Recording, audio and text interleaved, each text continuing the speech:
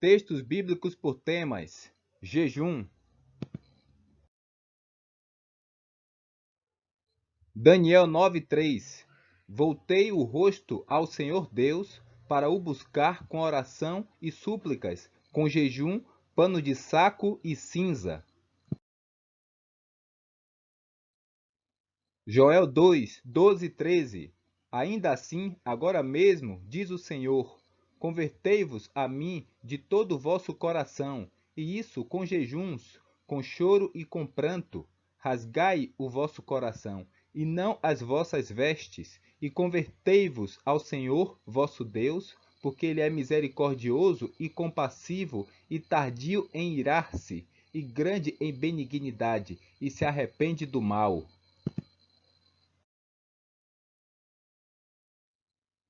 Mateus 4:1 e 2. A seguir, foi Jesus levado pelo Espírito ao deserto para ser tentado pelo diabo, e depois de jejuar 40 dias e 40 noites, teve fome. Mateus 6:16-18.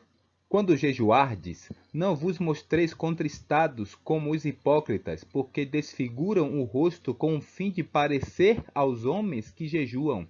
Em verdade vos digo que eles já receberam a recompensa.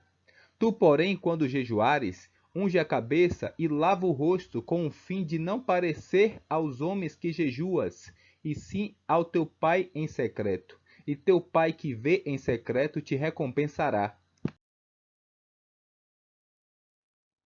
Mateus 17, do 14 ao 21. E quando chegaram para junto da multidão, aproximou-se dele um homem que se ajoelhou e disse: Senhor, compadece-te de meu filho, porque é lunático e sofre muito, pois muitas vezes cai no fogo e outras muitas na água. Apresentei-o a teus discípulos, mas eles não puderam curá-lo. Jesus exclamou: Ó geração incrédula e perversa, até quando estarei convosco? Até quando vos sofrerei? Trazei-me aqui o menino. E Jesus repreendeu o demônio, e este saiu do menino, e desde aquela hora ficou o menino curado. Então os discípulos, aproximando-se de Jesus, perguntaram em particular: Por que motivo não podemos nós expulsá-lo? E ele lhes respondeu: Por causa da pequenez da vossa fé. Pois em verdade vos digo que, se tiverdes fé como um grão de mostarda, direis a este monte: Passa daqui para acolá, e ele passará. Nada vos será impossível. Mas esta casta não se expele senão por meio de oração e jejum. Marcos 2, do 18 ao 22. Ora, os discípulos de João e os fariseus estavam jejuando. Vieram alguns e lhe perguntaram: Por que motivo jejuam os discípulos de João e os dos fariseus, mas os teus discípulos não jejuam? Respondeu-lhe Jesus: Podem porventura jejuar os convidados para o casamento enquanto o noivo está com eles? Durante o tempo em que estiver presente o noivo, não podem jejuar. Dias virão, contudo, em que lhes será tirado o noivo, e nesse tempo jejuarão. Ninguém costura remendo de pano novo em veste velha, porque o remendo novo tira parte da veste velha, e fica maior a rotura. Ninguém põe vinho novo em odres velhos, do contrário, o vinho romperá os odres. E tanto se perde o vinho como os odres, mas põe-se vinho novo em odres novos.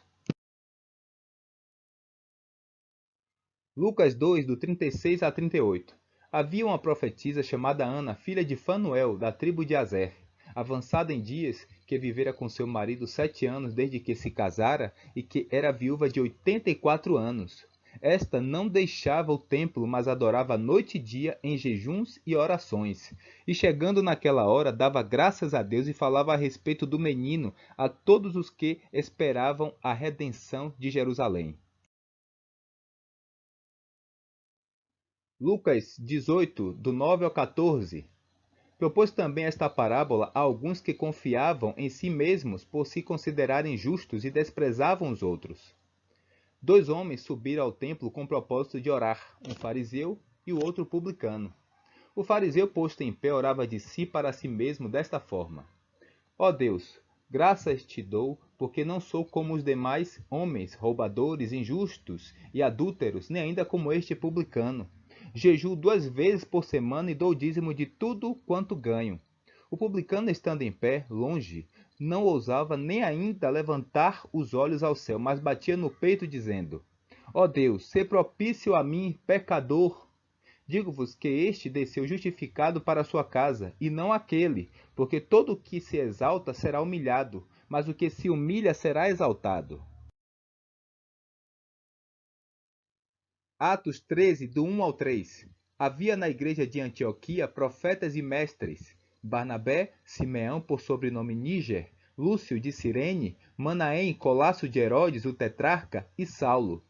E servindo eles ao Senhor e jejuando, disse o Espírito Santo: Separai-me agora Barnabé e Saulo para a obra a que os tenho chamado.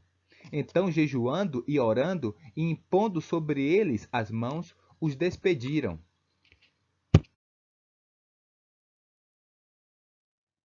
Atos 14, do 21 ao 23. E tendo anunciado o evangelho naquela cidade e feito muitos discípulos, voltaram para Listra, Icônio e Antioquia, fortalecendo a alma dos discípulos, exortando-os a permanecer firmes na fé, e mostrando que através de muitas tribulações nos importa entrar no reino de Deus, e promovendo-lhes em cada igreja a eleição de presbíteros, depois de orar com jejuns, os encomendaram ao Senhor em que haviam crido. 2 Coríntios 6, do 4 ao 10. Pelo contrário, em tudo recomendando-nos a nós mesmos como ministros de Deus, na muita paciência, nas aflições, nas privações, nas angústias, nos açoites, nas prisões, nos tumultos, nos trabalhos, nas vigílias, nos jejuns, na pureza, no saber, na longanimidade, na bondade, no Espírito Santo, no amor não fingido, na palavra da verdade, no poder de Deus, pelas armas da justiça, quer ofensivas, quer defensivas, por honra e por desonra, por infâmia e por boa fama, como enganadores e sendo verdadeiros, como desconhecidos e entretanto bem conhecidos, como se estivéssemos morrendo e contudo eis que vivemos, como castigados, porém não mortos, entristecidos, mas sempre alegres, pobres, mas enriquecendo a muitos, nada tendo, mas possuindo tudo. 2 Coríntios 11, do 23 ao 27.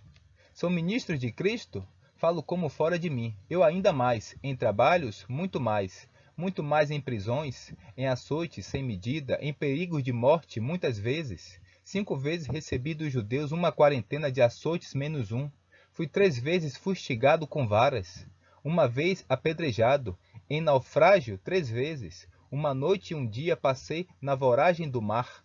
Em jornadas muitas vezes, em perigos de rios, em perigos de salteadores, em perigos entre patrícios, em perigos entre gentios, em perigos na cidade, em perigos no deserto, em perigos no mar, em perigos entre falsos irmãos, em trabalhos e fadigas, em vigílias muitas vezes, em fome e sede, em jejuns muitas vezes, em frio e nudez.